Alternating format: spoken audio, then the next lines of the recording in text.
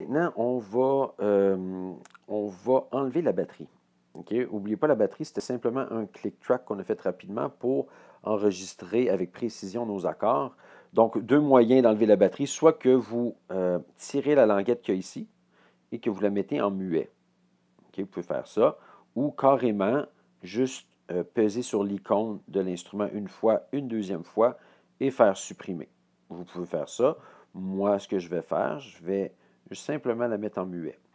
Et ce que je vais faire maintenant, c'est qu'on va on va rajouter une piste qu'on n'a jamais utilisée auparavant.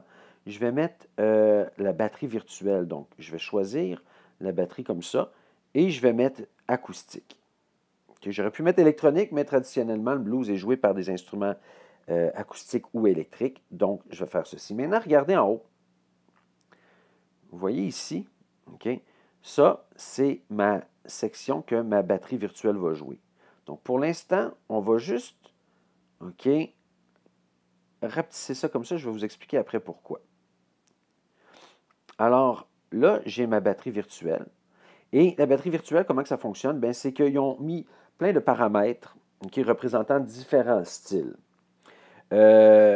Sont assez bien représentés en plus. Moi, j'ai fouillé déjà, OK? Je sais que mon préféré, c'est le Modern Motown. OK? Vous, cependant, vous devriez aller fouiller. Il y en a peut-être d'autres que vous allez aimer, autres que ce que j'ai choisi. Moi, c'est mon préféré, mais je ne veux pas perdre trop de temps sur ma vidéo, donc c'est lui que je vais utiliser. Mais je vous conseille vraiment d'aller explorer différents rythmes. Alors, ce que je vais faire ici, bon, j'ai juste besoin de faire play. Et ben, comment que ça fonctionne, vous expérimenterez, mais c'est assez clair comment que ça fonctionne. Il y a le son de la batterie, OK? Il y a aussi, si tu veux qu'il fasse quelque chose de complexe et fort ou simple et doux, ça va être ici. Vous pouvez jouer entre les deux. Ici, c'est le volume des percussions que l'on rajoute, okay, sur des mains, des tambourins. Okay? Ici, la cymbale Charleston, c'est le hi-hat que vous décidez qui est plus fort ou plus doux.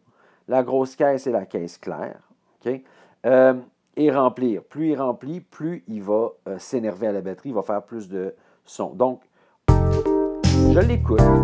Ce que je peux faire, c'est éteindre mes autres instruments pour vraiment me concentrer sur le son qui est de ma batterie virtuelle.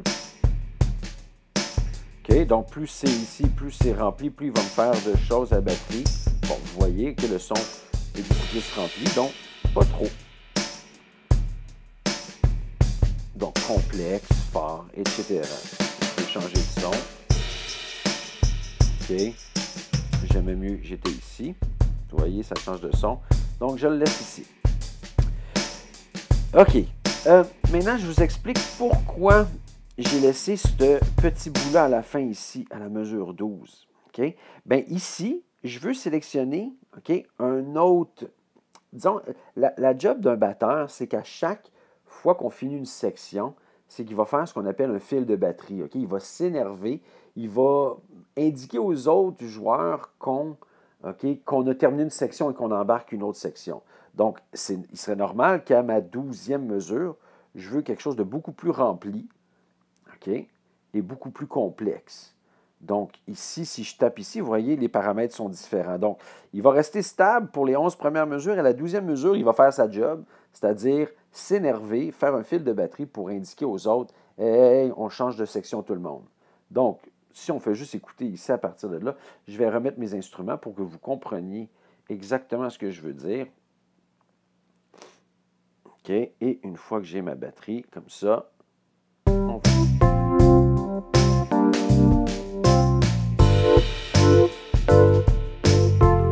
Et là, regardez à la 12e mesure. Je vais faire... Et voilà. OK, donc là, j'ai clairement ma première section. OK, donc ma basse, mon clavier et ma batterie qui, elle, à la fin, indique la fin d'une section. Je vous retrouve pour la 6e vidéo.